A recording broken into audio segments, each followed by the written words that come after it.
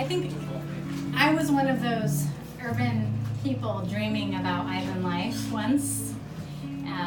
My husband and I met on Orcas at Dove in the hot tubs in 1994 and lived in Seattle for 20 years and finally have moved our family here.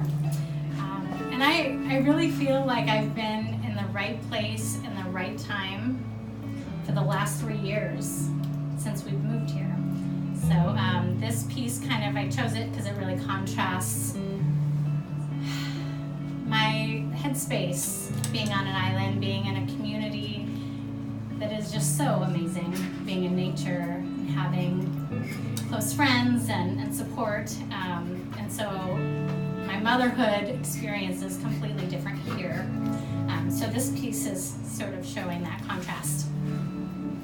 Apologies, writing group, you've heard some of this stuff, but here we go. It was our third winter living on Orcas. The alarm went off at 6 a.m. in the blackness of our rural life before dawn. The school bus would be at the top of our long dirt driveway in an hour.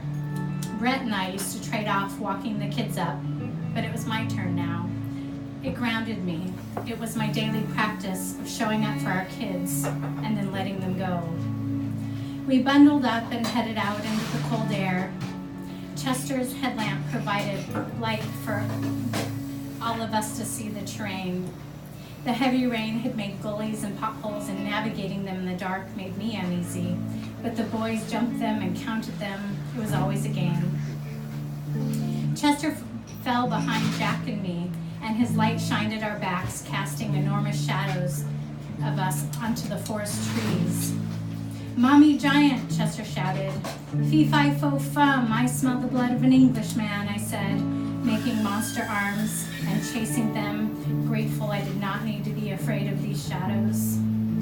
The boys and I were quiet for several moments as we walked. Daylight was just starting to break, creating fractal shapes of light through the trees. Seabirds chorused with forest birds, a hollow tap, tap, tap above in the cedars. Gulls wrestled a bed of kelp where the current mixed and tangled. Water trickled and crashed, a barge's distant rumble, the sounds of home. Then Chester said, "Mom, sometimes I feel sad and I don't know why." And I had to stop my knee-jerk reaction to interrogate his feelings. I wanted to drill down. I wanted a recount of his yesterday. I wanted to remove his pain. Later, I'd have a chance to ask questions. But for now, I said, "Oh, honey, I feel that way sometimes too." Acknowledging rather than fixing was an improvement for me. The boys had gone off ahead, and I whisper yelled, "Don't cross the road without me," even though there was rarely a car out here at this time. You can't take the urban worries out of this mom. We crossed the road together to where the bus will stop for them, a plywood bridge straddling a wide ditch. The boys got busy on their dam repair, collecting branches and rocks to stopper the water that had found its way from mountaintop to stream to waterfall to us and beyond. Ice formed along the edges of the ditch, suspending blades of grass and twigs, each day less and less frozen as yesterday's thaw and merge into the flowing water. We had a few moments before Brian, the bus driver, would round the corner. I tried to contain wiggly bodies as rubber boots slid around on frosty plywood. I was shushing them. The neighbor's house was still dark. Only their chickens stirred. Just yesterday, we sent the boys up with a wad of $1 bills for a dozen eggs.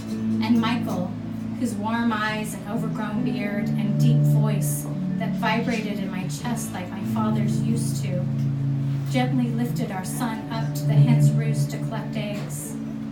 And I caught myself doing it again, looking for the things I've lost, for my father and that kind old neighbor, the grandfather my dad could have been. And I thought about the source of sadness and how far it could reverberate. As we waited, I ran the checklist, homework and backpacks, permission slips. after-school plans. My worry list was long, but I tried to keep myself in check. Their backpacks were full enough. We listened for the bus's diesel engine. It was a competition for who would hear it first. Frantic moments to compose ourselves when headlights rounded the corner and lit up the trees. Jack tossed his stick and I brushed Chester's long bangs out of his eyes and I tucked them into his hat. Jack held on to Chester's coat and shuffled close behind. Their bond was deeply satisfying to me, and I also know that it had nothing to do with me. They had created their own special relationship, and yet I cringed at the dark thought that perhaps their closeness developed out of necessity from the mistakes that I had made as a mother. I knew my sisters and I absorbed every sorrow and rage and fear around us, and we were closer because of it. The bus pulled up, its brakes spewed, the door flaps open, and the boys disappeared up the steep steps. Brian and I had our usual quick greeting and bantered. Yes, I said Jack was finally wearing long pants instead of shorts. Brian cheered with his fists and laughed. We nodded thank yous and your welcomes, and the doors closed. I took a few steps and watched him drive off with our children inside. It was a welcome relief, a gift of quiet, and yet they were off, the thread still attached to the spool. I couldn't think too hard about it, or I would never let them